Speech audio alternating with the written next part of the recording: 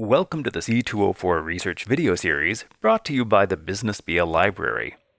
These videos will help your team come up with a thoughtful and well-supported idea for this semester's case by identifying the types of information you'll need, library resources that will support your research, and next steps to take as your team moves towards your case solution.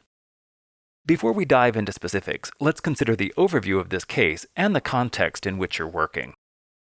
For this semester's EY case, Mad Rabbit has asked you to develop a strategic plan for continuing to engage their current customer base and attract new customers in a way that does not rely on targeted mobile ads.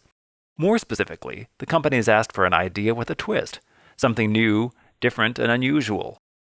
The obvious answers like hire an influencer are, well, obvious, and aren't new, different, or unusual on their own. There's a saying, the devil is in the details. That means it's easy to come up with a basic idea, but the trick is to figure out all of the small specifics that actually make the idea into a unique, workable plan. There are nearly 430 other teams all working on this same case, so chances are some other teams have already come up with the same idea you have. If you're going to stand out from the crowd, you'll need a well-researched and carefully thought-out version of the idea you're pitching. And that will require some effort. Business research is seldom straightforward, and this case is no exception. Tattoo aftercare is a niche market, and small markets like this rarely attract a lot of research and analysis. That means you'll have to look in many places for various pieces of information and then figure out how they fit together. In other words, this is something like a treasure hunt for the pieces of a puzzle.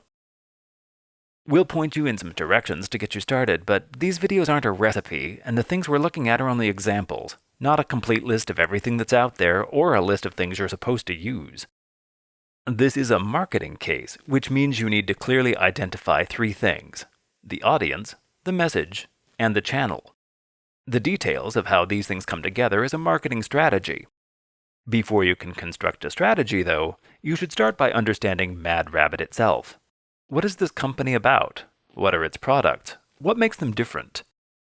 Mad Rabbit is a young, small, private company, so you won't find a lot of profiles and articles on the company.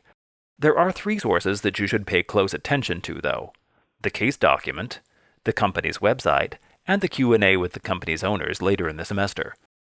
Read the case several times to make sure you understand what's being asked, and don't forget to read the articles and watch the videos linked from the last page of the case.